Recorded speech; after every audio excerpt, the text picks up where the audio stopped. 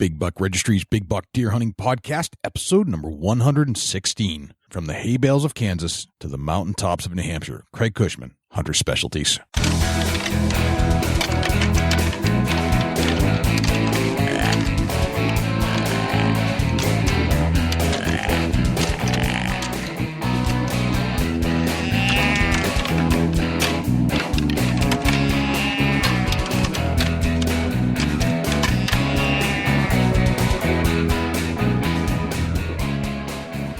Big Buck Registry is a virtual museum of hunting stories. We preserve a piece of Americana by interviewing and recording hunters about their hunts and experiences from across the country.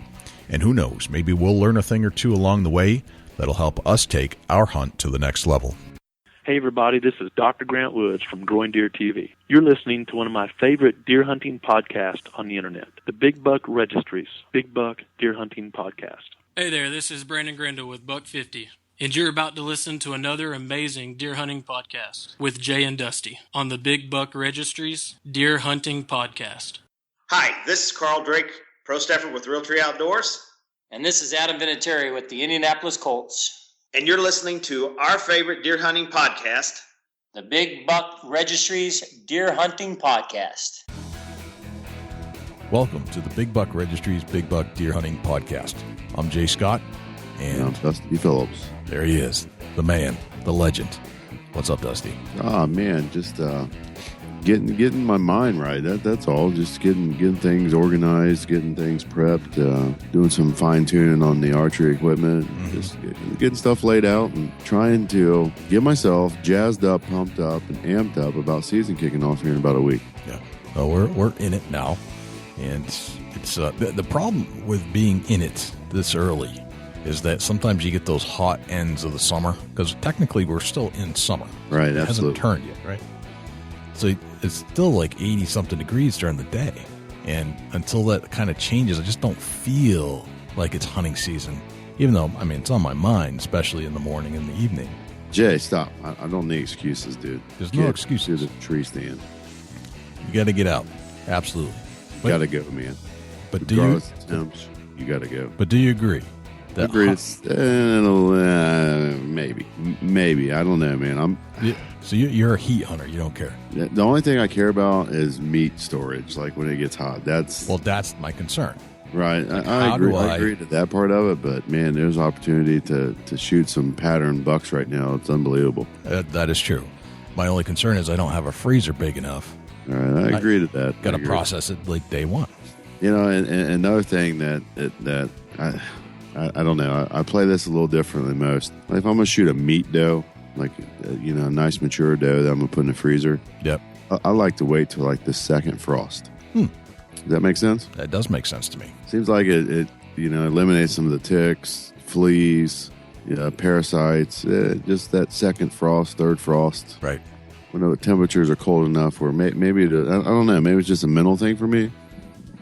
But I definitely consider that. That's something. But shooting a big buck, I don't know. If he makes a walk by and it's warm out, do it. I'm going to drive and find a cooler somewhere. All right, I'm with you. Maybe I should just change my thought on that completely. You can always buy enough bags of ice to keep a deer overnight. Right, that's true. So if you're walking down the aisle at your favorite retail outdoor sporting goods place, you've undoubtedly seen the brand name Hunter's Specialty. Have you not? Absolutely. It's everywhere. In fact, I bet if you look around your house right now or in your hunting bag or bins or wherever you store your gear, I bet you'll find something that has the Hunter's Specialty logo on it. Absolutely. I think that's pretty common for most hunters. It is. And I thought it would be interesting to talk to somebody that knows more about Hunter Specialty than probably almost anybody on the planet. He's the marketing director, Hunter Specialties. It's Craig Cushman. Turns out Craig actually lives in my home state of New Hampshire and works for Hunter Specialties in the Midwest. But he went to school in New Hampshire and has hunted the mountains that I hunt and have hunted and have driven by many times. And now he's not only hunting the areas in New Hampshire that I'm familiar with, but he's also got a transitional hunt where he can hunt the hay bales in Kansas in the Midwest, which is completely different than hunting in New Hampshire. Yet he gets to cover it all because he's Craig Cushman. So Absolutely. I thought it'd be really interesting to get him on to tell us about the contrasts of hunting the hills and mountains of New Hampshire versus the flats and the fields of Kansas, and learning more about Hunter Specialty at the same time. I think we're in for an awesome story, Jay. Yes. Fantastic storyteller. Craig Cushman from Hunter Specialties is about to join us. Craig Cushman, welcome to the Big Buck Registry's Big Buck Deer Hunting Podcast. What's happening, Thanks, man? guys. Well, thanks for having me, man. Appreciate it. We're psyched. Absolutely. So, I'm cruising Facebook, Craig, and I see that there's this guy that's hanging out with Gordon Whittington, who's a good buddy of ours. Who was a guest on our show, and I just talked to Gordon the other day, and I see you hanging out with him. Like, who is this guy, Craig? What's he doing with my buddy Gordon? And you're holding some massive antler, of course, as I would expect you to do if you're hanging out with Gordon. Yeah. And sure, lo and behold, you're in New Hampshire. You live in the same state that I do. It's like, that's amazing. And then it gets better. Yeah, and it's a small state too, so you usually know a lot of people in the state. So I'm surprised we haven't crossed paths. Exactly, and you live in the same place that I kind of work, and and the same kind of thing happened with Greg Ritz over at Hunt Masters. We had the same kind of experience with Greg. So I'm always amazed at how many people I find here in New Hampshire that have some kind of a hunting background, and then on top of that, you represent one of the most well-known, recognized brands of hunting apparel and stuff that I've ever seen, called Hunter Specialties. And I got to have Craig on my show. Well, thank you. I appreciate you following up too. Going back to Gordon real quick, you're not going to find a better guy. And if you guys have interviewed him, you know how open and excited he is about whitetails and big whitetails especially. And as a person, I just love Gordon. He is as salt of the earth as you can get. So I happen to be doing a media swing down through the Georgia area, and they're based out of Marietta, and I had to swing in and see those guys. And it's always good to see him, and he's been good to me. I've known Gordon now for quite a long time, and I enjoy the time I get to spend with him. Yeah, I totally enjoyed the hour that we got to talk to him. And, I literally picked up the phone the other day because I'm interested in talking to Mel Johnson, and I wasn't sure if he was still around, and I figured if anybody would know, it would be Gordon. So he kind of filled me in on what he knew, and it was just a casual, Sunday afternoon conversation. It was great. So it was terrific guy. Yeah, great guy, just an amazing guy. So Craig, how does one get into being the marketing director for Hunter Specialties?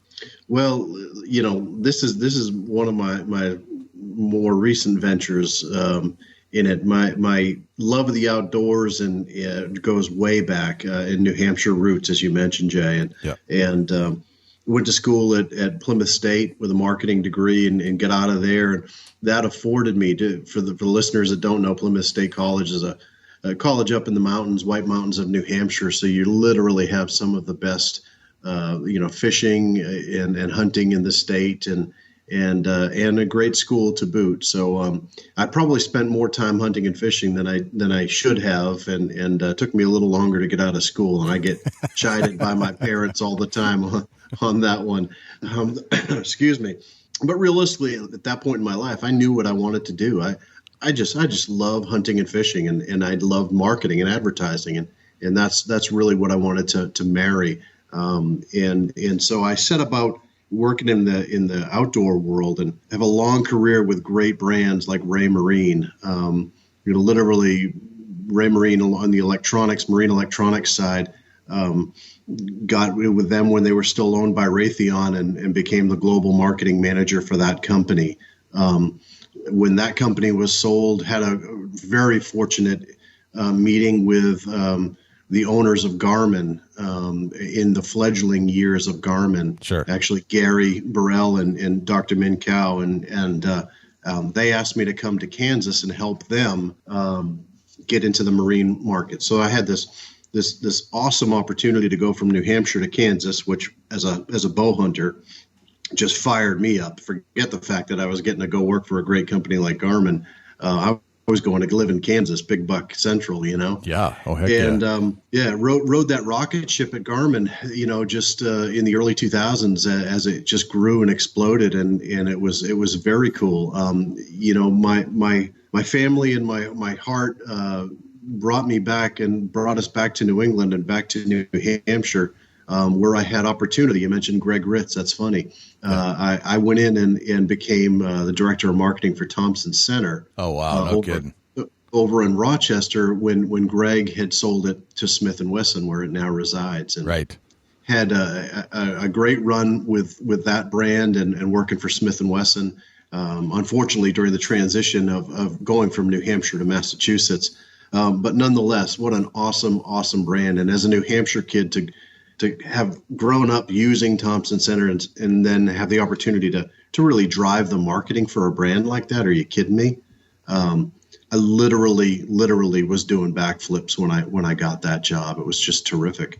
Through a couple turns of events, I went over to Ruger. Yep. And it did development work for Ruger for a few years. And what a spectacular company.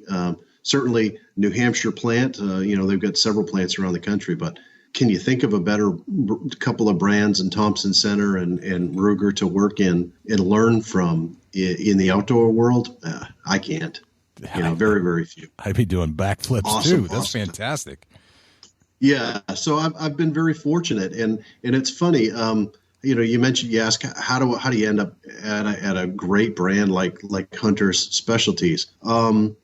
While I was at Ruger, I was not in the market for a job. I was very happy doing what I was doing. And again, what a terrific company and great products to be working with.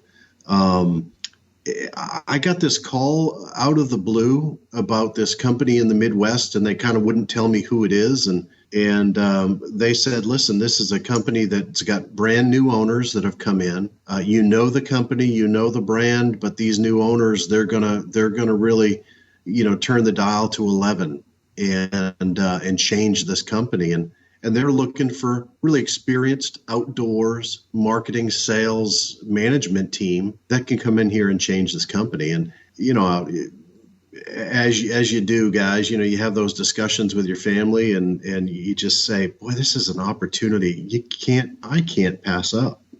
Right. When I found out it was Hunter Specialties, I knew some of the background on the company and where how they had developed and things like that. And when I look in my own backpack for hunting, there's a high percentage of the products that are in there are Hunter Specialties products. Right. Not because I had some affinity for HS. It was just that they were the products that I could count on, rely on, and therefore I tended to buy a higher percentage of them. So, man, as a marketer and as a brand guy, and then ultimately as a passionate outdoorsman, hunter and fisherman, when you find a combination of those three things, right? Great brand, great products, feeds my passion, and the fourth element being fueled by an investment company that really wants to restore the glory of the brand. Boy, I couldn't pass that up. I couldn't.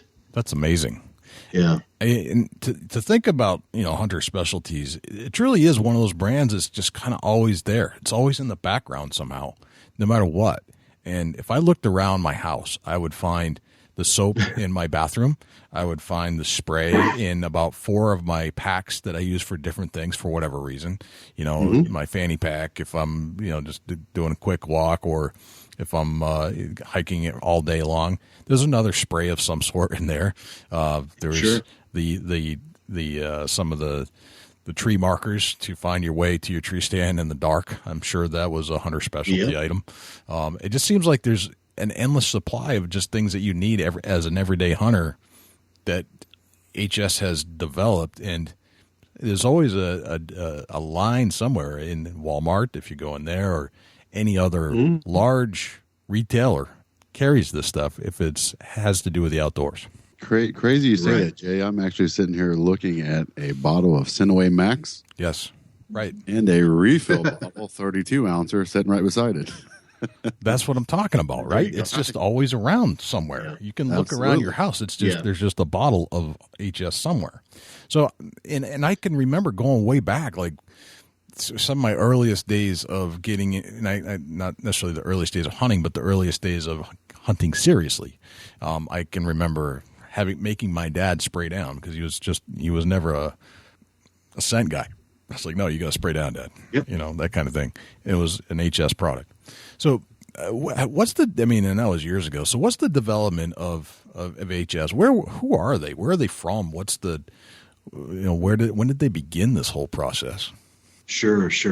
It's one of those great stories. And we're writing a happy ending, I think, is what we're trying to do here is so Dave and Carmen Forbes started the company in 1977. And, they had ideas for products. I mean, quite literally, duck decoys and things like that made out of plastic bottles, and just some really, by today's standards, you say it's a super rudimentary ideas for products. And, they just started out building these things themselves, and things came along like camo face paint, right? The camo compact product that they developed, before it was cool and everybody was doing it, right? And they just through hard work, determination, understanding of the hunter, and some ingenuity, started to develop this product line that consisted of really, really good products hunters could rely on. And I'll tell you, from 77 to 2007, let's say, or even through 97, they could do no wrong. If you think about the landscape of accessory companies today, none of them really existed back then, or very, very few, I should say. So everything that David and Carmen did with Hunter Specialties or HS Strut, the turkey brand, man, just was spectacular. And I think they really gained that trust of the hunter, if you will, for good, solid performing products. When scent elimination started to come in, the scent away products and just think of all the crazy products, the butt out. I mean, we sell zillions of those things. Yeah. Ridiculous product if you stop and think about it, but it's the most useful, ridiculous thing you've ever put in your pack and count on. So they just really did a terrific job for decades, building the brand, and having, giving hunters a real reason to have an affinity for the brand. As companies do, they go through ups, they go through downs. As we got into the 2000s, you started to see a lot of other companies start to creep in. The generalist, typically in business, as you guys know, the generalist usually gets picked away at by the specialist, right? Right. About any category, you can find examples of that. And there were no exceptions here with HS. So I think that, the tides turned for them, and they really, it kind of lost its steam, and went through some tough times, 2009 to right up to, 2014. And that's when, this investment group that purchased it out of Texas, they looked at this brand, or the family of brands, because if you think about the company for a second, it's not just HS. It's not just HS Strut. You've got Johnny Stewart game calls in there.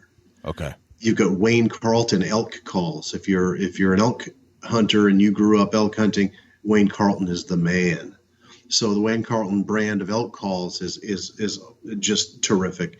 And you've got now, we've added the Buck Bomb brand onto it. So it's this great family of just really awesome products for the specialist hunter, that, Peak Rock looked at and said, gosh, with the right management in there and really getting best business practices going in there, this is a company that we can really turn around. So, just at the first of the year, they They brought me in to take over the marketing end of the company, and they brought in some just terrific, talented people.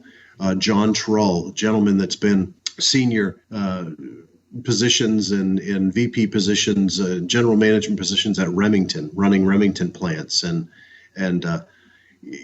just knowledge that you've got to have in the outdoor industry to really understand how to do business in the outdoor industry.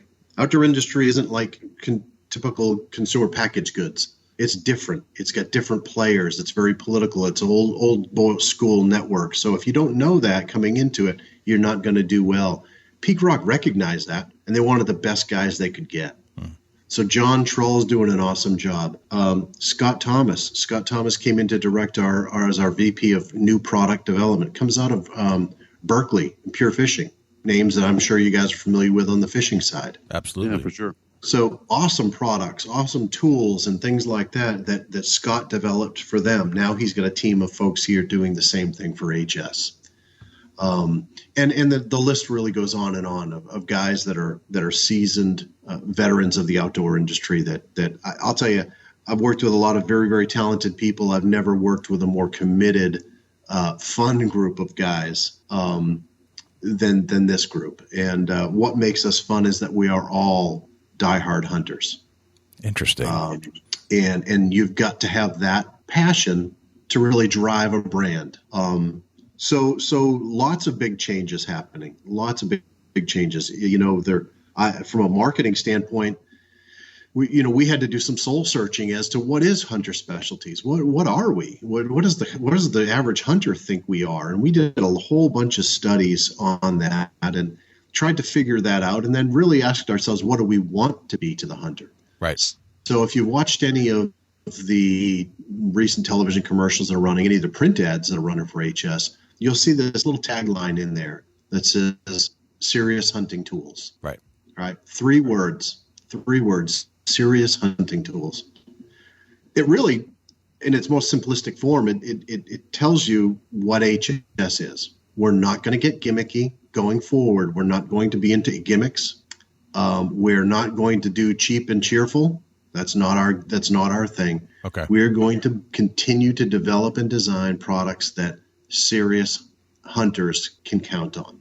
So when we look at a new product and developing a new product for this brand, we say, well, is it a serious hunting tool? Or is that idea, does that live up to the brand promise of serious hunting tool? And, when you look at all the brands that are out there in our space of accessories, we want to be the adult in the room. We're like I said, we're not going to make products that look like they come out of a Happy Meal. That's not our thing. We want the guy who wants the best product in that category, and that's our customer right there. Gotcha. So good fun, man. Great guys. Unbelievable amount of product development going on. The marketing, from my standpoint, I'm a kid in a candy store, and man, just good things happening for Hunter Specialties. Really, really excited about it. Okay. So what's a day in the life of working for Hunter Specialties? So, you gotta go into the office, right? And is it a bunch of guys dressed in camouflage driving pickup trucks, or is this a suit kind of atmosphere? What are we talking about here? Well, great question. If you find somebody come in with a tie on, they will be chastised and probably have their tie cut off, promptly extracted from the building. Yeah, that's right. No, very, very laid back. It wasn't always that way. It wasn't always a policy. Under our policy, we're listening. Our policy, guys, we want you to be as comfortable and wear whatever you want. No, do people show up in camo? I do on the weekends when I go into work, okay. but not during the week. Really relaxed, blue jeans, boots, and we don't care what you wear. We care about moving the company forward. Right now, very long days. I walked in that building this morning at 6:15. I walked into my home here 10 minutes, 15 minutes before we started this call, which was 8 o'clock my time. Those are long days. That's the kind of heavy lifting that we're doing as a team to turn this company around. And I wasn't the last one to leave tonight. No kidding. So it gives you some idea of the sort of the dedication that this team has to moving the company forward. It's like I said, very, very incredibly motivating bunch of guys to be around. Gotcha. Now you mentioned that the specialists have been nitpicking at the generalist here for a while, and the Hunter Specialties would be considered a generalist based off of what you said. Sure. Who are the competitors? I mean, what is it that they're picking away at, and how do you beat that? Well, I think that when you look at, let's go back historically, not necessarily today, but let's go back, let's say 10 years ago. Okay, so you had, let's just take scent elimination, for example. You had a scent away product. You might have had a couple of other products, right? There was only, right? So now you look at the shelf today, and you've got scent away, and you've got dead downwind, and you've got a scent freak, control freak from Primos. You've got, scent killer gold.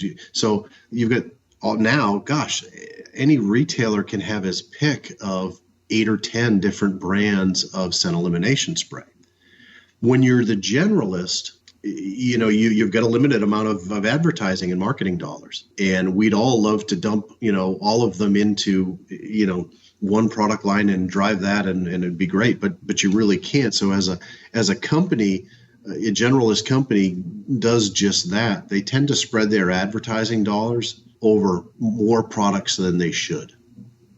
And then you get specialists, that comes up, and that specialist has a new formula or has a new technology or has a new advantage.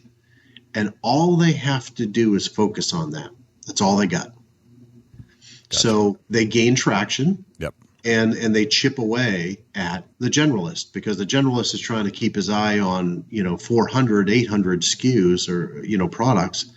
And that specialist only has to worry about his little piece of the market, right? So your second part of your question is, how do you combat that? Yeah. You need more money, honestly.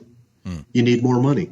You need more money for more R&D so that you keep products moving forward. We don't rest with Scent Away. The Scent Away evolved into Scent Away Max 2 years ago. It'll evolve into something else as new technologies and new R&D delivers us better product for hunters. Okay. So that's one way to do it. The other way to do it is in addition to that, gosh, you need the money to be advertising things. You gotta drive a brand. Very, very few brands can ever survive without having some sort of a marketing push behind them. Definitely. Right. And I think that's in the past, in recent years with HS, I think that's really where they struggled, is having that critical mass of dollars to do both. You could do one or the other, but you couldn't do both. You couldn't fund R&D and do all the marketing you needed to do to fend off specialists. Right. So, I happen to be, in the enviable position to be working for a company that has both, and an investment team working with us that understands that growth comes from innovation, and we're driving that innovation every day. That sounds like it sounds, fulfilling when there's success, but it seems like it's a lot of work. And it could be stressful, especially coming out of, the economy that we went through recently, to the lack of dollar that's available to fund your marketing and your product development. That's got to be a little stressful. And is that kind of where, did that have an effect on the company to the point where it was really a struggle, and this is what you're trying to turn around, or is there something else at play? No, that does take a toll on a company, because you start to make, again, I'm going back 5 or 7 years when maybe the economy took a downturn and market shares started to slip and things like that. Again, it's very common in a business for that to happen. But once that starts to happen and the dollars aren't there to do, like I just said, either the marketing or the R&D or whatever it is, you start to make business decisions based on dollars and savings versus investing dollars, right? Right. So, here's the weird thing is in a marketing role, as vice president of marketing for any company, I can save the company right into bankruptcy. Right. That for a second. Right. If I'm not spending money, if I'm trying to save and conserve and, oh gosh, then I'm not driving it forward and we're going to end up going down. So there was a little of that going on, and they were really trying to protect their core and their employees. They did a very good job trying to protect their employees and keep people employed. Yeah. And that's a tough slope to get up. Right. Once you started down it. So, really, for the sake of the company, the best thing to do at that point for the owners at that point was to turn around and sell it to save it. And when you've got a great group like Peak Rock that we work with, these guys get it. They're all about investing, and so they want to squirt dollars and on every fire they can see just to get things going in the marketing side, on the R&D side, and on the operations side, and that's what they're doing. It's awesome. It really is awesome. That's very cool. So how big is the R&D department? Do you have a department? And what are the, without giving away the farm, what types of things are you working on? Well, I can't tell you the things that we're working on. All I can say on that is cool stuff. cool stuff that you'll want, Jay. Cool. All right. I'll take one of each. There you go. No, just trust me on this, just very, very cool things. R&D in this world is pretty awesome, in the sense that who better to come up with killer products than the guys that use them, right? Absolutely. And if you but you can't think that, all right, so let's go hire a bunch of egghead engineers that are also bow hunters and completely get it, and these guys are going to whip up awesome things. Sure, you do that. We've done that, and they've got some great ideas. But you'd be amazed at how many really, really cool ideas come to us from the outside. Guys that in their shop have come up with this whiz-bang new gizmo that they don't know how to market it. Right. They don't know how to sell it. They don't even know how much it costs to make. And they bring it to you and they go, well, I think this is pretty cool. What do you guys think? And in the short time that I've been here, I've been in a couple of, oh, wow, meetings. Like, that is just spectacular. Now, they can be spectacular and unmanufacturable. Right. You've got to weed through those. So, but what you're trying to do is you're trying to foster those ideas out from the outside, and you're trying to develop a team internally that can develop their own products, but also that product that the guy just brought in the front door, they can look at and say, geez, we know how to make this. We know the right plastics manufacturer to make this, or whatever the task might be. Right. And really take that guy's dream, turn it into a product, and go out and sell it. And the guy that walked in the door is set for life. Right. That's a cool thing. There are so many good ideas out there. Mm-hmm. I've had a bunch come across my desk.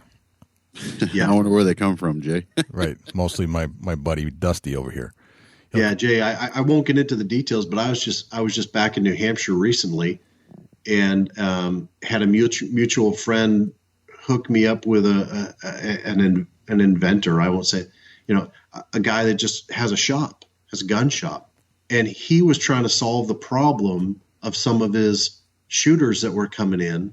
Yep. And some of the ladies that were having problems shooting. And he said, can I run this by you? Can you just give me an objective kind of opinion on it? And I looked at this product, and it was absolutely spectacularly simple, and it solved the problem. Right. How much better can you get than that? So, we run into that all the time, and nothing would make me happier than to turn that product into a very successful product that he, makes tons of money on and HS benefits from. That's great. That's a win-win-win. That's all the way around. Love it. That sounds very American to me. I agree. absolutely agree. I love that. So, all right. So, Craig, you're a big deer hunting passion guy. I mean, you love deer hunting. Like us. Absolutely. Let's talk some deer hunting a little bit. I'm in. So, back in the days of Plymouth State, where did you hunt? Wait a minute. I didn't know we were going to get into telling my hunting stories and giving all my spots. No, I don't want GPS coordinates. But so you're in college. You're roaming around the woods in New Hampshire. You're growing your hunting foundation mentally, and making this a career eventually for after you graduated.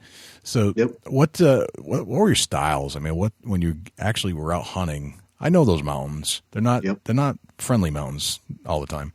What kind of what's your hunting philosophy, and what's your style? I mean, what's your favorite style of hunting? Absolutely. So to answer the first question, I will tell you this: I hunted the Ossipee Mountains a lot. Yep. With the philosophy that big deer come off the top third of the mountain. Okay. Yep. And the deer biologists in the state looked me dead in the eyes and said, "Want to kill a big deer? Go to the top third of a mountain." Okay, that guy's telling me that. I'm going there. And as a young guy, as a young college guy, I could actually make it up to the top third of a mountain. I was going to say, that was, if I got that message when I was in college, I'd be there within minutes. Today not so much. And you know what? Through my college years, I was pretty darn successful in doing that. As you know, in New Hampshire, Dusty, you may not know this being a Midwest guy, but the deer density in New Hampshire is just really, really low. So if you're going to go sit in a tree, you're going to waste an awful lot of time looking at empty woods. Right. I'm hearing that, Craig. So, And so it's foreign to a lot of our Midwest brethren, right? I mean, that they just, you go and you see deer. Well, in New Hampshire, you don't. You got to go find deer. And so I would do that. And I would hunt the wind lot. I would still hunt. It would take me hours to go, 400, 500 yards. But in the right area, that's the kind of pace you want to be on. And I'd kill deer every year. Interestingly enough, my college roommates at Plymouth, 4 guys that I hunt with still today. One of those other guys is an executive in the outdoor market as well for another company. And we still go up to Rangeley, Maine and bird hunt every year. It's a great bond. We would catch white perch in the winter through the ice, and somebody would have shot a deer in the fall. And so we actually lived on venison and white perch all winter long while we were at college. That's excellent. Yeah. No, true story, not embellishing. We did. And we fed a lot of venison to rich kids from New York who thought they'd never eat it. And today, still hunt with us. We converted them from not wanting to hunt to still being lifelong hunters. So that was kind of cool as well. That's really my cool. style, my favorite style, Jay. Yeah, dude, I love to get on small woodlot whitetails and in the Northeast between housing developments. Sounds crazy, right? Yeah. Okay. I need to hear more about that. Tell me about that some more. So, I grew up in southern New Hampshire, and when I grew up, it was all farm country. Right. And as did most of that area, it started to grow up. And people have a picture of New Hampshire as being, you're the Northeast, it's got to be crazy crowded and everything. It's really not. I had 5 bear in my backyard last week. And so, but there's these great pieces of woods, 5, 6, 10, 12 acre chunks of woods that are between, housing developments, and they become funnel areas for deer. And, today's modern bow hunter with some trail cameras and multiple stand sets for wind and things like that can slip into these little areas and really shoot some spectacular deer, really, really some great deer. I've got a friend of mine in southern New Hampshire who sends me just trail cam pictures of deer that Dusty, if I showed them to you, you'd say, no way, that's an Ohio deer. But they're New Hampshire deer, and they live in between housing developments, not on the top. These particular ones aren't in the top third of mountains. I was going to say that. Yeah. They're eating Mrs. Smith's, rhododendrons. Right. Right. So explain to that what makes these deer hang in them areas in New Hampshire. Well, it's It's food source. You got to remember, in that part of the world, we don't necessarily have, soybean farms, cornfields, and things like that. Occasionally you'll have an apple orchard, but a deer like that can get into yards and areas where there are good things to eat. All right. They're protected. They smell people all day long. They hear people and dogs and everything all day long. So they tend to not be jumpy.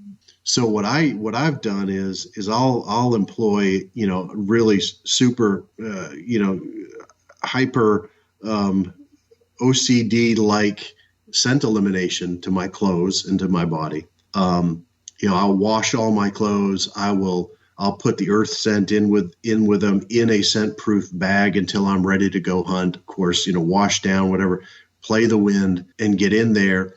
And it's okay if a deer smells you. You just want them to think that you're 400 yards away, 500 yards away, not 25 yards away. Interesting. I haven't heard that yet. That's a very interesting point right there. Yeah. So they're used to smelling humans. So you're not necessarily going to get busted unless it's stronger than they're used to smelling. Well, if you employ good scent elimination tactics, then they think, oh, well, okay, they might smell you at some point if the wind switches on you, but it's not so strong that it alerts them. Makes sense. And so, my group of guys that I still hunt with, and when I do get to hunt back there, I mean, they're good at it. There's a lot of guys in that state, in that area back there, that are spectacular tactical bow hunters. Small space, in and out, hunt it in the morning, get out. If the wind's not right, don't hunt it. So it's a different way. It's a different way of hunting. It's suburban hunting, if you will. Right. We've been kind of exploring that whole suburban urban hunting strategy over the last couple episodes. So it's interesting you brought that up. Mm-hmm. So you grew up in that area. Certainly that area has grown up a lot, but now you've got more housing developments, more funnels, so to speak. Yep. And it sounds like you spend more of your time in the Midwest. And so it's a big transition coming from New Hampshire to live out there. What were the biggest challenges? Well, for me, growing up in New Hampshire, and where the deer densities are low, and then when I was growing up, were almost non-existent. I remember getting excited about seeing a track back when I was in high school and in early college. Right. It's not like that today. You can go hunt and you can see deer, and it's pretty good. But when like I mentioned earlier, I had the opportunity to go to Kansas, right? So I go from the desert to this incredibly rich ecosystem of deer, right? And I didn't really understand deer until I could watch a lot of deer. And I think that's the advantage of a Midwest bow hunter right there. Okay. Is they understand deer body language. I had to learn that. The first time I crashed, a set of rattling antlers together in Kansas and had, 180-inch deer turn and run to me full steam and stop at 20 yards, I still had the rattling antlers in my hand. I didn't know what to do. I was so freaked out. Yeah. All right. And I never got a shot at that deer. Now that's what I think I would do, to be honest. And that's the kind of learning curve that, when you're from away, you've got to get into that. You got to understand deer. And, I've been afforded with the jobs that I've had, I've been afforded the great, benefit of hunting just awesome spots. And I never stopped learning. I never stopped learning about deer, and getting busted by a deer can teach you so much, not to mention make you humble. Absolutely. So that was probably one of the biggest things I had to do is get educated to deer. Interesting.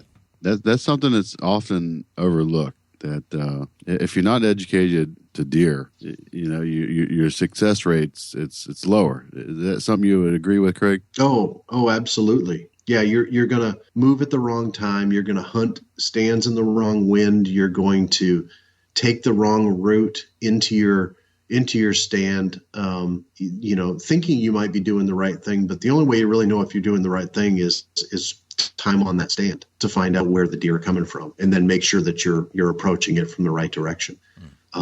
Exiting a stand, things like that. So yeah, the more you can know about your quarry, the more successful you're going to be. And for me, that lesson came late in my life, but it's awesome. Learn every year. How many seasons did it take for you to really be settled in with some deer education? Can you give us a rough estimate? I lived in Kansas for 5 years, and first year I didn't know. I'll honestly say, at the time I looked you in the eye and told you I was a hardcore bow hunter and knew what I was doing. It took me 3 to 4 years before I fully understood deer behavior, deer body language, and started killing some decent deer out there. And that took your hunt to the next level, I'm sure. It absolutely did. Yep, absolutely did. And in that case, taught me all about scent elimination. I mentioned that, hunting small woodlots back east and everything, that philosophy and any success I've had doing that, or my friends have had doing that, really carries from me being in Kansas and having to learn it, and then carrying it back to those small woodlots. And just getting like I said, just committed to being scent free. Gotcha. So that's where that came from. So were you hunting small woodlots at home before you went to Kansas, or was this something you started to hone in on after you got back from Kansas? Great question. No, I was, before I went to Kansas, I was hunting big woods. I was hunting the big woods. Yeah. And like I said, deer density is low. You got to be on the move, got to be stealthy, got to be smart, got to be patient. And that was in fact due to the deer populations in that part of the world were pretty low, but starting to grow nicely. By the time I moved back to New Hampshire from the Midwest, those deer numbers were way higher than we had ever seen before. And you could actually slip into a small piece of woods and say, I'm going to go see deer tonight, and actually see them, where that wasn't necessarily the case, say, in the 90s. Right. There weren't any deer there. Interesting. Yep. So, Craig, one of the things we like to break down is, the gear that you use. And I'm sure that your bag is loaded with your products that you sell every day. Yep. So tell me about what you pack in your pack when you go into the woods, and is it different from if you hunt in New Hampshire versus hunting where you are now? Awesome question, Jay. And before I answer that, I will tell you that I haven't worked for HS during a hunting season. So what's in my pack today is in my pack because it's what I count on to hunt with. So I'm not going to give you this answer because I happen to work for HS now. There are things in my pack that have been in my pack for 10 years because I count on them. So to answer your question, of course it's going to depend on how long I'm going to sit and things like that. But the essentials that I have in my pack are I've got a knife and I've got a GPS. Okay. If I'm going big woods, I've got a knife, a compass, and a GPS, right? Right. I've usually got a map. And when I talk big woods, I'm talking, I'm going to go in a couple of miles. Right. And so from a safety standpoint, I've make sure I've got those. I've got spare batteries for GPS at all times. That's my Garmin pedigree right there. Always got to have GPS and fresh batteries. Right. Sharp knife. Always carry a sharp knife. I carry a Boker knife right now that I've had for a couple of years. I absolutely love it. Don't know anybody at Boker. I love this particular knife. It's small, 4-inch blade, great steel, keeps an edge. I've got probably 6-7 deer with it, and it's as sharp today as it was then. I haven't even touched it up. Awesome product. Always have field wipes. All right, for cleanup after gutting a deer or whatever, or just general cleanup. Know what I'm saying? Absolutely. Loud and clear. There you go. And I've got a butt out in there. Yep. I've got extra gloves, a hat, a flashlight, extra batteries. I carry a I've got a Streamlight flashlight that I really love. I've also got a Surefire small light that I think is spectacular. So really, really good flashlight is required. If I'm going to an area where I think I need them, I've always got binoculars. Okay. Right. And good binoculars, high power, small woodlots and stuff. I wouldn't take that along. You don't need the weight. And then if I'm bow hunting, rangefinder, and then usually something to eat.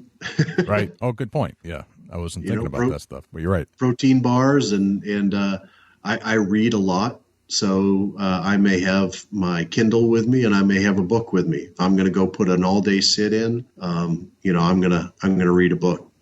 Interesting. Okay. Yep. I've heard that before, where people take a paperback with them and just be reading, and the buck's back. There he is. And next thing you know, they're hanging in the big barn in Warner. There you go. That's amazing how that kind of happens. Did you say Warner? Warner, yep. Oh, see, now I know where you hunt. Yep.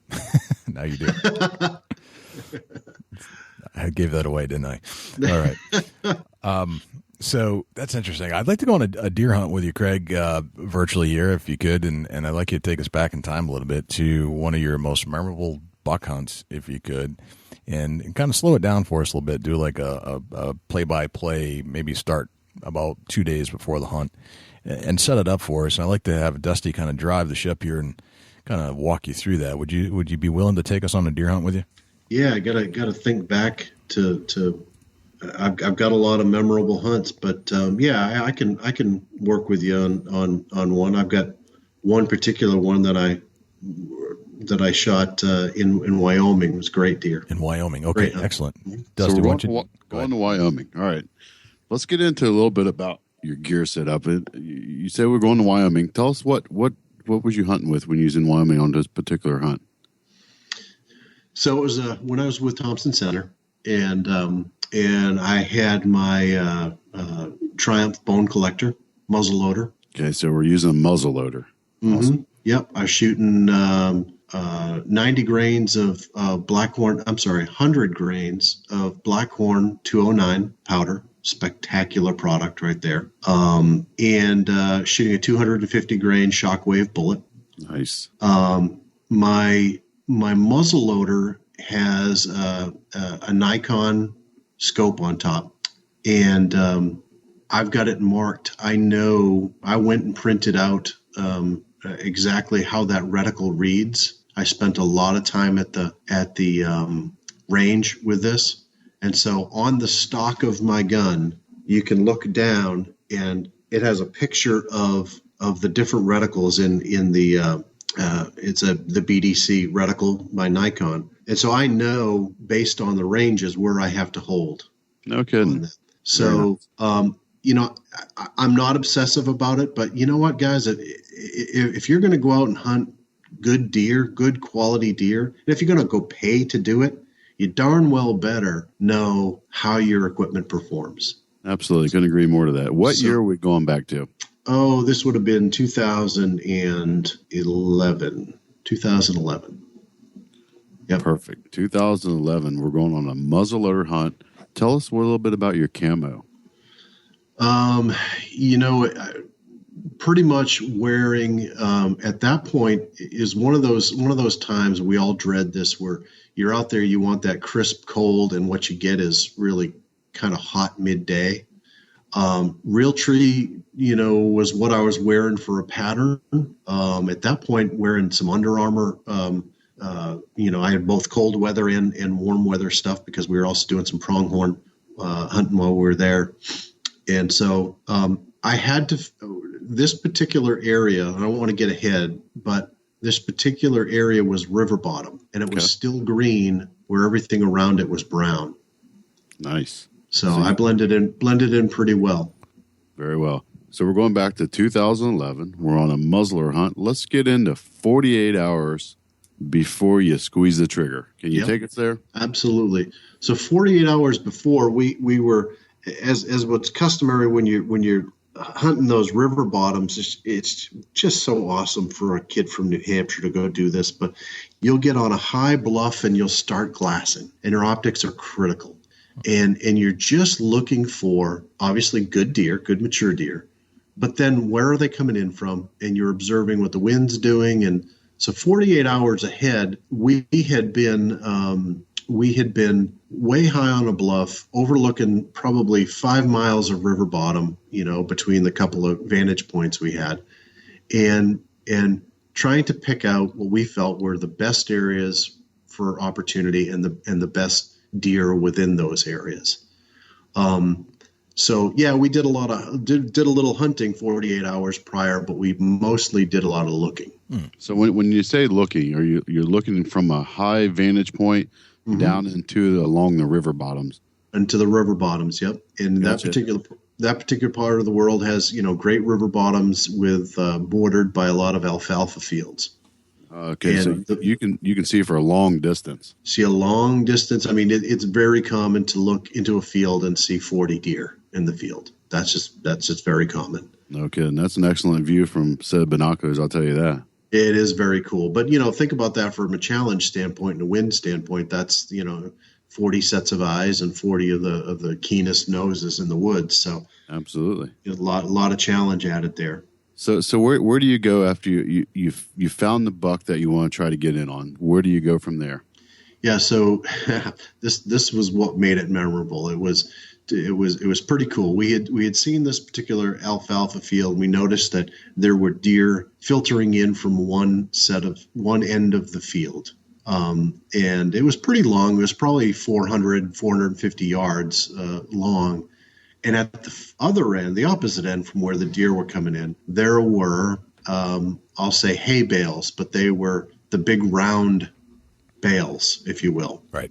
And there was a huge stack of them in a pyramid shape that went on for 75, 80 yards. So let's say there were three rolls on the bottom, 2 stacked on top of it, and then 1 that sat on top of the 2.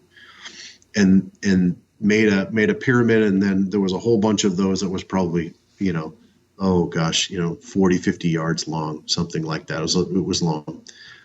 What we decided to do is, what if we got up onto that and let those deer filter out and just like a sniper, set up there, comfortable rest, shoot prone. This is just so perfect. The deer are going to come out and fall down. They're going to be so blown away by our intelligence, right? And so that's what we did. We went and set up. That was 24 hours prior to. I don't want to get ahead, Dusty. Right now, tell me about the hay bales. Got me interested. Tell me about how did you climb all the way to the top of the pyramid? Yep. So went up to the top of the pyramid, laid on the top of these hay bales. So this is like hunting from a bed. It was awesome, and I just mentioned a minute ago that it was warm during the midday, so I literally had to get up there early because the deer were going to filter in early, and I'm sure I scared a few away with my snoring because it was probably the most comfortable deer stand I've ever had. Right, absolutely. Yep. It's like a king size mattress if you're laying on top of a round bale. Yeah, it was awesome. That's fantastic. It was terrific. Yep. So we're up on these round bales, and this is what, 24 hours before? Yes. Yep. This is the night before. Yep. And tell us how that day finished out. So I sat and watched these deer filter in from 450 yards away, feed right up the middle of this field, and come by the bottom of that pile of hay that I was laying on top of. And with the wind direction the way it was, there wasn't a chance that any of them were gonna see me. And this was so perfect. Gosh, I'm just the smartest deer hunter in the world, and look at me, I'm great, right? No big deer showed. So I watched 50 or 60 deer parade by me, young bucks, does, no shooter bucks. Except right at dark, I start to see big bodies come out of the far end. And they were at least an hour later than they had been the night before. And so that had me worried. Too dark and too far for me to shoot. And so I just basically had to get down off of this hay bale and do my best to get out of the field without being busted. Gotcha. Right. So how do you do that? You're out in the middle of a field. How do you sneak out of that? You sneak out to the sounds of deer blowing and snorting as they run away from you. You know as well as I do. Right. So you don't get out. Curious if you made it out without getting busted. Right. Well, I was doing that kind of that stalking walk, but they totally were onto me. No, man. You know, what was funny is when you go out in the dark, I let it get real dark, and I walked out, and you'd be amazed in the dark what you can get away with. The wind was right. They couldn't smell me, so I didn't get blown at until I got way beyond them, and then my scent was back onto the field. But, you know, I had deer that would just stand and watch me at 20, 25 yards. No kidding. And as long as I had my arms in tight, I had my head down low, and I was kind of checking them out of my peripheral vision, they didn't necessarily care about me. I wasn't a threat. I was walking away from them, and I wasn't doing anything that was garnering too much attention, and they couldn't smell me. And I think that was probably the most forgiving thing, is that they couldn't smell me. Right. Like I said, eventually when I hit the road, hit the little farm road in the wind, I got upwind of them. Then they were on me, and the blowing started. So at that point, you was free and clear, and just let it settle back down. Yep. So the next morning, we get up. What time we get up the next morning to head out? Well, next morning we're up real early and went out and scouted some bluffs. Put a stalk on deer in the bottoms. Crusty frozen morning, awesome hunt. You see lots of deer out there, and that's really cool. But just didn't see any shooters. Really weren't any shooters that I was looking for. And as it got warm towards the midday, I knew that chances are I was going to go back to that hay bale. And it was the deer that I had seen the night before that drew me back there. And it was also the fact that it was just a cool place to be sitting and watching deer. Absolutely. Yep. So you get back to the hay bale. What time we talking during the day did you get back to the hay? So get back to the hay about 2:30. So we're on the hay at 2:30. So right, so we're in the afternoon at this point. Yep. Is it nap 30 or is it deer 30? No, I've already had my nap back at camp. But here's the thing: is I get in there and I get to the hay bale and I go, we got a wrong wind direction. If I get up onto this hay bale, if the wind maintains its direction, I'm going to have it coming right past my shoulder and out into the field. Obviously, that's not going to work. So I'm thinking, what do I got going on? I know I can't leave because I was entertaining a lot of outdoor writers at the time, and I was the last one to get dropped off because I dropped all the outdoor writers off and went and sat in this place. And I thought, so I'm stuck here today. I'm not going to go find somewhere else. I don't want to mess anybody else's hunt up. So it is what it is. But this wind is not going to work for me. Right. So I got down off the hay bale, went to the far right-hand side of the field, which was now if I was standing on the far right-hand side, the wind would be blowing left to right on my left shoulder and towards where those deer came in. And I thought, you know what? The wind direction is great for the deer. They're still going to come in at that end of the field because they're going to come in with their nose in the wind. That's perfect. I have to get farther down. I have to be to the right of the field, and I got to let them walk by me, and I just have to let all these deer filter by me all afternoon until the right one comes by. So I went down the right-hand side of the field. It was tall grass, tall CRP type grass. About the only thing I could find was there was a little in there that I could get down in and lay in, and I bent the grass in front of me down so that I had a V slot that I could look through. And there was, I could only see about 50 yards of field in front of me, but I knew every deer in that field was going to come through that. Okay. The wind was now solidly blowing from my left to my right, and those deer were going to come out in front of me from the right. This don't sound as comfortable as the hay bales. It was not very comfortable at all. Not at all. There was no snoring going on with that. Yeah. Right. aching knees, aching butt. Yep. Yep. And the thing is the deer start coming early, so you're stuck. You're on lockdown. You get a leg cramp, you're just going to lay there and whimper in silence. That's all you can do. That's so true. So we're sitting on the ground at this point. Yep. And the deer are starting to filter out. What time is it? The first deer comes. Oh man, 3:00, 3:15. You're really locked down for a good while. Yep. And I've got 2 hours, solid 2 hours that I've got to sit there.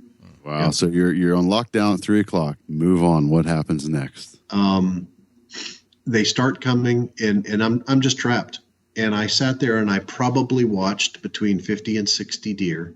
Wow. Filter anywhere from 10 feet to 50 yards from me as they fed up this field. Never once looked at me, never had a blow or a glance or a head bob or anything at me that would indicate they knew I was there.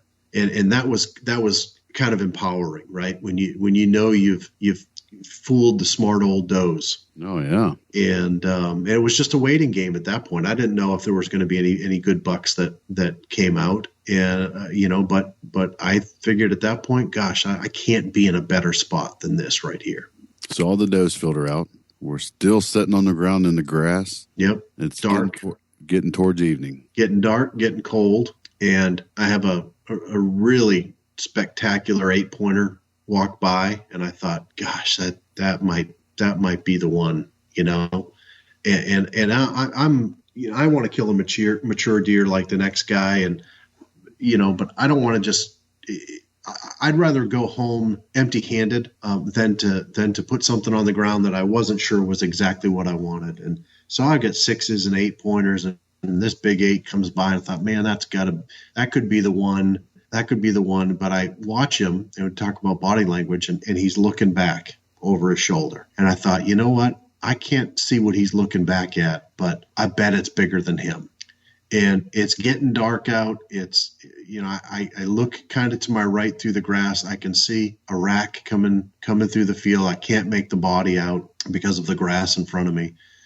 And he comes into that opening, and I just said, that's the deer I'm after right there. Hammer comes back silent, put it right behind the shoulder. Boom, shoot, typical, muzzleloader smoke cloud that billows out. Right. And there's a deer laying there on the ground when the smoke clears. Mm-hmm. So, that's awesome. What I love about hunting the most is setting the trap. And when the right deer triggers the trap, it's just as exhilarating as you can get. And I walked out as a gorgeous, gorgeous deer. Not the biggest deer I've ever shot. It wasn't a monster by any means, but it was the whole hunt from the haystack to the wind to the hidey hole to the everything that I had going on. And there's this gorgeous 11-pointer laying there, mature deer. And I sat there for a minute and said a few words that I always do over the deer that I've just been fortunate enough to take. And I looked up, and it's now getting real dark. And I look up, and there is a giant deer walking at me in the dark. No kidding. And I'm still on one knee next to this deer, and I look back down the field, and here he comes, and he is just a giant. It still haunts me today. And he walked within 20 yards of me, and I thought, my gosh, he doesn't even know I'm here. And I know he's got to win me by now. That deer walked in, and I finally stood up from the deer that I was kneeling by. And he stopped and looked at me like, what are you doing here? Where'd you come from? And just boom, turned around and ran back into the woods. And he was the deer of a lifetime. But that alone, that's okay. That's okay. I wasn't disappointed about this gorgeous 11-pointer that I had on the ground. That in so many guys' lives would be a deer of a lifetime. And I was blessed to be able to take that deer. And the whole hunt. That whole western hunt out there in that river bottom, hunting the wind, hunting a lot of deer. Gosh, I can't think of it getting any better than that. Absolutely. Great story, by the way. Man, that's tremendous. Had me hooked in on that one. You had me hooked for sure. So, Craig, what would the Craig of today tell the Craig of 20 years ago? Stop going to the top third of the mountain, Craig. No, I wouldn't. I killed a New Hampshire buck last fall at the top of a mountain. Okay. No, what would I guess, what would I, gosh. It's a tough question. It is a really tough question. God, you should have told me these ahead of time. I could have had some smart answer. It's better when you're on the spot. Right. Yeah. Be patient, relax. I think I've always been a patient hunter.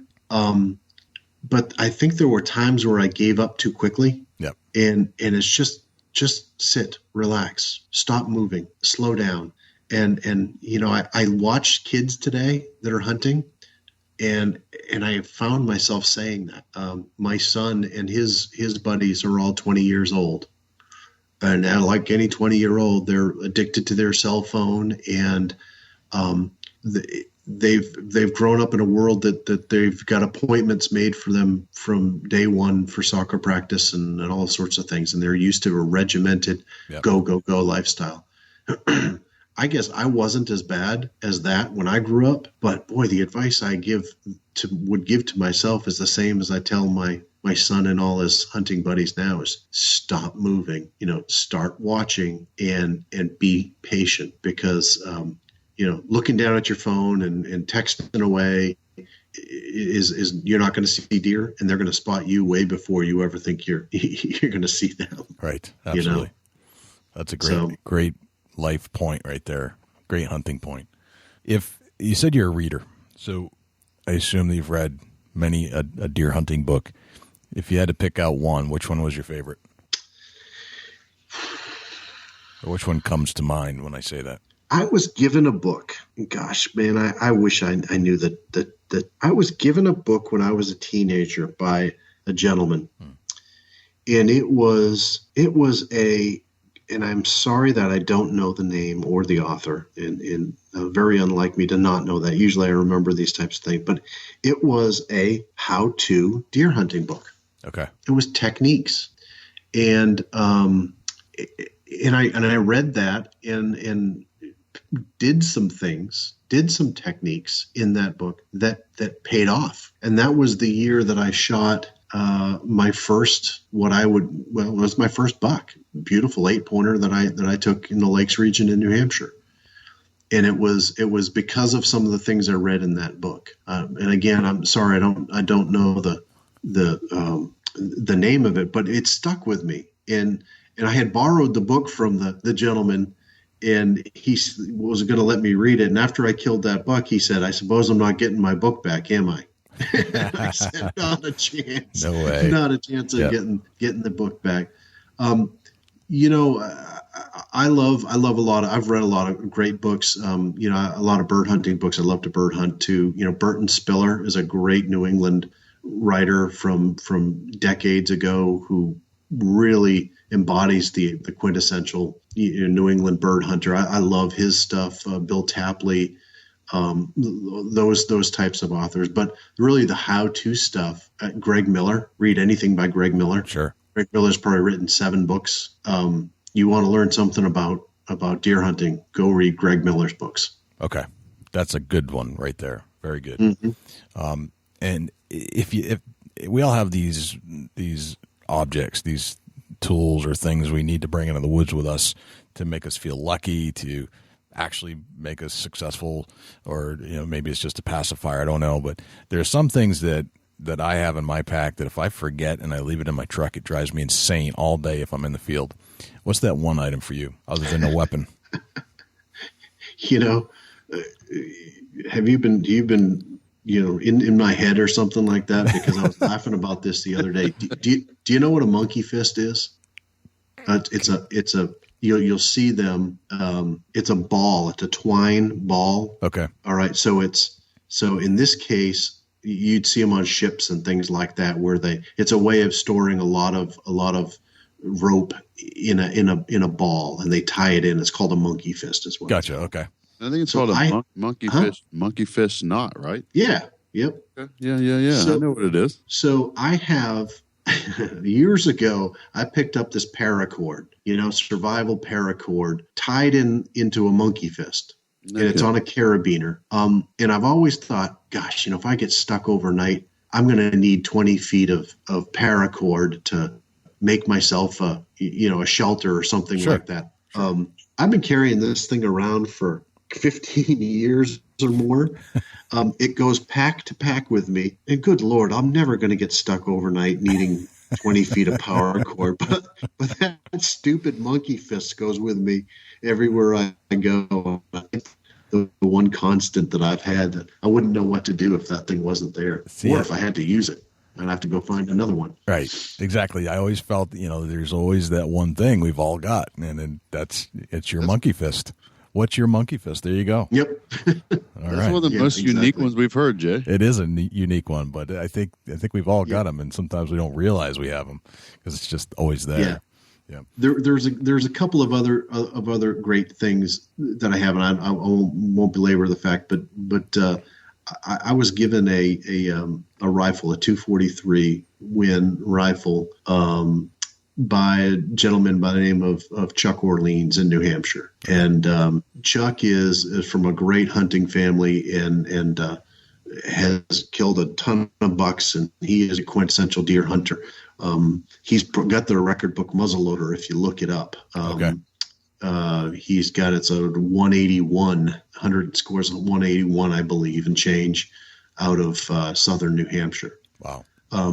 But Chuck was one guy in my life that my parents didn't hunt, didn't have anything against it, just didn't do it. And Chuck at the time had kids that were living away in a broken family and didn't get to see him. So I became his surrogate son. He took me under his wing and taught me to hunt. And so when I was a young man, my parents didn't hunt. They didn't have anything against it. They just didn't hunt, and really taught me a lot about hunting, fly fishing, and everything. And he gave me a 243, a custom made 243. And I say custom. It's not a collector's piece by any means, but certainly has a lot of sentimental value. And I went on to kill an awful lot of deer with that rifle. Owe a debt of gratitude to Chuck for really inspiring me to keep hunting and fishing and make it a part of my life. And like special, he's a great guy, a great hunter. Cheers to Chuck. We all need a Chuck in our life, that's for sure. Yeah. So and he also killed one heck of a muzzleloader buck. I will look that up. I'm going to check that and see what that one's all about. He'd be an interesting person to talk to. Sounds like he's quite an educator. Yeah, he's a neat guy. He's been in failing health in recent years, but that hasn't really stopped him from getting out and doing as much hunting as he can. Gotcha. Very cool. Well, Craig, we are beyond our hour, and I had a sense that was probably going to happen. We had lots to talk about once we get into the deer stories. So, I want to thank you for joining us, and it's been an honor and an absolute pleasure. You're a fantastic storyteller, by the way. I don't know if you know that, but yeah, you definitely know how to capture an audience. So I appreciate that, and I think you probably put you in the right position at Hunter Specialties, knowing that you know how to capture an audience, which is what it's all about, really. Well, thank you guys, man. I really appreciate it. And anytime you want insight or perspective on the industry, just reach out to me, man. I'd love to talk with you and the listeners. I would love that. And we will definitely follow up. But thanks for joining us on the Big Buck Deer Hunting Podcast. Thank you, guys. So I'd say Craig's a pretty good storyteller, wouldn't you? Absolutely. I love the hay bale story. Oh, what a phenomenal story. Could you imagine that a hay bale would work like that and what you can do with that? Right. And that sometimes, he adapted to his situation, realized the wind wasn't blowing right, and found a new location. That's all just part of hunting. Yeah. Shot a big buck and then realized that there were other big bucks in the area, and he wished he had waited. But that's hunting. That's the way it goes. But it's just he gave us a lot of good insight into kind of how he hunts in New Hampshire. The map layout that he's looking for, hunting in between housing developments, not something I would have necessarily thought about, but that's the way he approaches it in certain areas of the country. And then he has new tactics and new stuff in his bag when he moves out to the Midwest. Of course, all of it, or most of it, is a Hunter Specialty product. So it's just fascinating to hear about the company itself and hear how he approaches hunting after he's been able to adapt to different areas. Just really good tips. Yeah, I think that's what drives most hunters, Jay, to hunt different states because of the different terrain, the different techniques. It's not the same old routine every day in, day out. I agree. And it's just interesting when you have that abilities, or you have that ability to actually make that happen. I think that's very cool. So thank you to Craig Cushman for joining us on the Big Buck Podcast. Dusty, do we have a Chubby Tines tip of the week? We do have Chubby Tines tip of the week. All right, lay it on me. So we're going to talk a little bit about cold weather, just something that I work with cold weather. And it may just be that little tip that helps you stay out there that extra half hour that you need to maybe to get the kill shot in. We get into a lot of, cold hands, cold feet discussions. Yeah. Well, I take and wrap blankets around my feet up in the tree stand. Interesting. So you bring a special one with you? Absolutely. It's camouflage. It's almost like a comforter blanket, but I've actually cut it in half and sewed it, just hand stitch, where you can wrap that thing around your feet, Jay, and just slide your feet down into it to keep that cold chill off your actual hunting boots. And the great thing is that it's a thick enough material and soft enough material, like a comforter, that there's no sound if you need to stand up. Right. If you stand up, make that bow shot, or if you need to move your feet a little bit just to adjust to maybe your legs going to sleep from setting, but there's really no noise there. And it's that barrier from the actual cold elements just pounding on your boots, turning your whole boot cold. That's a good tip, man. And it works. Gives you that edge that you need. Yeah, it's just a little barrier that your actual body heat can keep your boots warm enough to make it where you're able to sit out there long enough to complete the hunt. Very nice, man. Very, very cool. Well, Dusty, how can we find you when you're not here on the mic with me? Well, you want to shoot me an email, dusty@bigbuckregistry.com. You can look me up on Facebook, facebook.com/chubbygobbler, facebook.com/Chubby Tines Outdoors. And you can also look me up on Instagram @ChasingAntler. Jay, how can people reach out to you when you're not on the mic? Well, the best way is shoot me an email, jay@bigbuckregistry.com. And you can always reach Dusty at bigbuckregistry.com. If you'd like to show off your photo of a big buck that you just shot, best place to go is bigbuckregistry.com/mybuck. And all the instructions will be right there for you. If you are listening to this show and you have an Apple phone or Apple device, please do a search in your podcast app for Big Buck Registry and leave us a review, a 5-star if you love the show. And if you'd like to download the app for listening to this show on an Apple device, separate from the native podcast player, you can go to bigbuckregistry.com/app. And again, if you love this show enough and you have a few extra dollars, please visit bigbuckregistry.com/donate or bigbuckregistry.com/pledge, and you can just pledge your support for this show. Well, Dusty, this is another great show. Thank you to Craig Cushman. I'm Jay Scott. And I'm Dusty Phillips. And this is the Big Buck Registry's Big Buck Deer Hunting Podcast. See you next week. Can't wait.